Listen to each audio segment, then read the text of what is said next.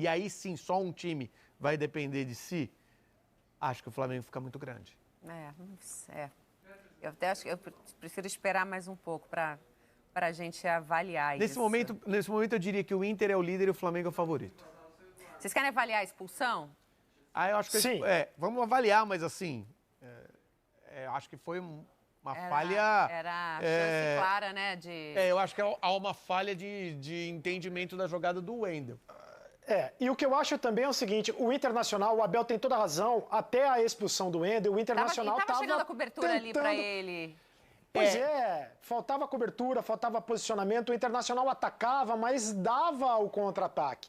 Estava meio que desenhado que poderia acontecer um contra-ataque a qualquer momento, né? O Internacional subia com os dois laterais, até porque o Sport fez linha de 5 na defesa, então o Internacional imaginou que o Sport fosse só se defender. E estava só se defendendo até a expulsão. Só que estava meio que desenhado que podia acontecer um contra-ataque a qualquer momento. Sim. E aí o Wendel fez o que não poderia ter feito, né? Veja só que o Wendel perde a disputa, o time do Internacional está todo exposto. O Wendel perde a disputa, corre atrás, vem, acho que é o Lucas Ribeiro ali fazendo a cobertura. Não, o Rodinei. É o Rodinei fazendo a cobertura, mas ele não tem uma condição de impedir uma finalização. Então, o jogador do Sport teria condição de gol, porque a cobertura do Rodinei não chegaria a tempo de impedir uma finalização. Só chegou ali porque ele caiu. Isso, né? Por isso que é o lance para expulsão. Exatamente. Mas nada garante que ele ia fazer esse gol, gente. Exato. E por isso que eu acho que o Wendel devia ter pensado no risco que ele estava correndo de ser expulso ali. Como diriam na pelada, foi juvenil, né? Acho que foi uma jogada de um jogo, assim, para um jogador que tem uma experiência não fazer. E aí mudou completamente o jogo, né? Sim. Porque aí o Sport viu brecha, né? O Sport sentiu que poderia, de fato, conseguir algo mais, com um jogador a mais. Até continuou se defendendo bastante, mas o Internacional aí deu muito contra-ataque para o Sport, né? E o Sport conseguiu muito espaço. Só para o pessoal de casa entender, foi com 26, 27 minutos do primeiro tempo. Então, o jogo o Inter empatou, mas o Sport tinha 11 contra 10 durante muito tempo de jogo. Muito tempo de jogo. Com o Inter com uma necessidade maior, porque a vitória foi muito boa para o Sport, eu acho até que afasta as chances de rebaixamento do Sport.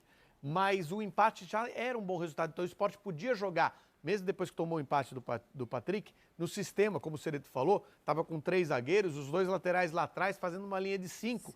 E podia manter por mais tempo até, conseguiu o segundo gol antes do primeiro tempo acabar, mas poderia manter essa linha por mais tempo, esperando o Inter dar o espaço para o contra-ataque.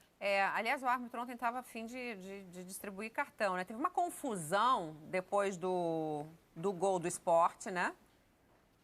Aí, ó, o Jair Ventura levou o 3º amarelo, não vai comandar o time contra o Bragantino. Olha que prejuízo, né? Você não tem seu treinador ali num jogo tão importante. O árbitro expulsou também o auxiliar do Sport, Emílio Faro. E o Zé Gabriel, no banco de reservas do Inter, também foi expulso com cartão vermelho. Eu acho que o Jair se excedeu na comemoração. E, inclusive, depois no segundo gol, ele até ironiza. Ele fala, não pode comemorar, não vou comemorar. Né? Eu acho que ele passou um pouquinho do ponto e acabou provocando o banco de reservas do Inter, né? Então, acho que foi adequada, acho que as advertências foram adequadas. E falando do segundo gol, né, do Sport, que o Lomba acha que a bola já havia saído, não há uma conclusão, né, na verdade. Não há uma conclusão e está muito mais para não ter saído.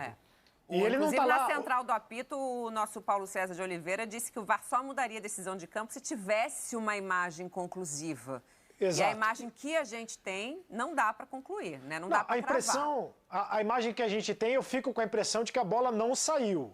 Mas o Lomba não tá lá para achar nada. Ele tem que ir lá, tem que prestar atenção no serviço, né? Mas ele olha para a bola, né? Ele tá ali, ó. Ele vê a bola quicar. Mas olha... E fica pedindo bola fora. Então, mas sabe o que acontece? Muito goleiro põe essa bola para fora. Depois o zagueiro fala assim, essa bola ia sair, não precisava ter ido nela. Goleiro não tem que ficar na dúvida. Goleiro vai lá, mete a mão na bola e dá o escanteio pro adversário. Entendeu? Não tem... Assim, isso faz parte... eu fiquei na dúvida vai para fora. Isso aí. Na dúvida, escanteio. O que me chamou a atenção é que ele vê a bola que cai. Entendeu? Ó, ele vai tem que ficar na malandragem, naquela altura do campeonato? Ele vai na bola, salta e põe pra fora. Mas ela quica dentro do... A imagem por trás passa a impressão de que ela quica dentro do campo. Depois se ela sai... A questão é onde ela gira. Depois se ela sai, eu não sei, exatamente. A questão é onde ela gira. Que cai dentro do campo. Agora, no alto, ele tinha que ter ido nela no alto. Sim. E colocado pra fora. Enfim. Muito bem. O que aconteceu depois dessa derrota do Inter? Trouxe emoção pra gente, deixou o Flamengo bem animado, né? Agora o Flamengo está a 1 ponto da liderança.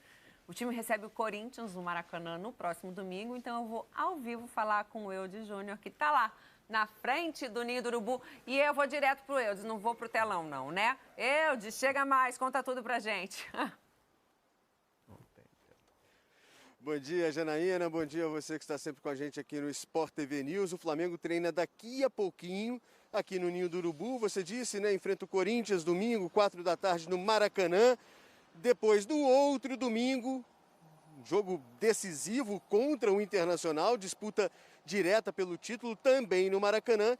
E aí no dia 25 de fevereiro, fechando o Brasileirão, pega o São Paulo no Morumbi. Eu vi o Lofredo falando, né? O Inter lidera 1 ponto à frente, mas na variação dele o Flamengo é favorito. A confiança voltou, porque a conta agora é simples. Restam 3 jogos. Se o Flamengo vencer os 3 jogos, fica com o título brasileiro pela 2ª temporada consecutiva.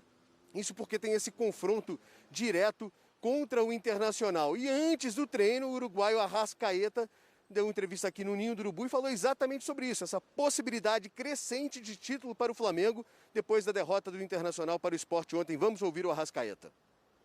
Tem que seguir na mesma linha, pensando que cada jogo vai ser uma final. Certamente já falamos que esse campeonato tem sido especial porque não tem um time que tem se despegado dos demais. Então o foco vai ser o mesmo, treinar forte essa semana para chegar ao final de semana e tentar vencer o Corinthians, que é o mais importante para nós. O foco vai ser o mesmo, é o foco pelo título. E aí o Rogério Ceni tem a possibilidade de reforços, né? Lembrando que no empate contra o Bragantino, o Diego, que saiu contra o Vasco com uma entorse no tornozelo direito, mas não enfrentaria o Bragantino de qualquer forma, porque cumpriu suspensão. Então fica à disposição do Rogério Ceni, já participou de atividades com o grupo, ao contrário do Rodrigo Caio, que ainda não foi relacionado para a partida contra o Bragantino. Há uma enorme expectativa em relação à presença do Rodrigo Caio, pelo menos no banco de reservas agora contra o Corinthians, mas até o momento ele não treinou com o grupo. Por isso, esse treino de hoje é muito importante para saber se o Rodrigo Caio irá a campo com os demais jogadores do Flamengo. De qualquer forma, tem uma nova atividade amanhã, até domingo, ainda tem tempo para que isso aconteça. O Rodrigo Caio que já está naquela fase de transição, já treina com bola no gramado, já faz a parte física desde o jogo, desde o clássico contra o Vasco, mas a expectativa é para que ele volte a treinar normalmente com os seus companheiros. Por isso essas atividades hoje e amanhã vão ser tão importantes, já que o Rodrigo Caio é o principal zagueiro do elenco. E aí, isso também pode definir o time do Flamengo, né? O João Gomes, por exemplo, o garoto, renovou o contrato, inclusive, até o fim de 2025. Esse está fora porque cumpre suspensão. Se o Rodrigo Caio puder jogar, e aí eu vou deixar depois a discussão para o Lofredo, o Rogério Ceni ganha opção, porque o William Arão, desde a saída do Caio, entrou ali na posição, entrou bem, tem sido elogiado pelo Rogério Ceni, 6 partidas já como zagueiro, formando a dupla de zaga com Gustavo Henrique. Se o Rodrigo Caio puder jogar e puder jogar desde o início, o que fará o Rogério Ceni? Coloca ali o Rodrigo Caio com o William Arão, coloca o Rodrigo Caio com o Gustavo Henrique, volta com o William Arão para o meio-campo, e aí nesse caso o que acontece com o Diego? Sai do time. Então, de qualquer maneira, são possibilidades que o Rogério Ceni passa a ter para montar a equipe para este jogo contra o Corinthians, mas depende muito das condições do Rodrigo Caio, por isso a importância dessas atividades hoje e amanhã. O Flamengo ainda não anunciou, mas está no ge.globo, você pode entrar lá e conferir. Nosso companheiro Felipe Schmidt já coloca ali o Bruno Viana, zagueiro, 4 temporadas no Braga, trabalhou inclusive com o técnico Abel Ferreira do Palmeiras, chega por empréstimo até o fim deste ano, zagueiro de 26 anos e 1,87 m, Janaína Xavier. Um abraço para você, cresce a expectativa aqui no Ninho do Urubu pelo título do Flamengo neste Brasileirão. A ver o que acontece. Essa é a emoção aí na reta final do campeonato. Muito bom, a gente gosta. Obrigada, Eudes, pelas informações. Já discutimos bastante aqui essa semana a questão de Arão, Rodrigo Caio. Você até acha que ele vai deixar Rodrigo podendo com Arão? Rodrigo podendo é com Arão, mas eu acho que eu não tenho certeza se vai ser Rodrigo Caio. Pela falta de ritmo.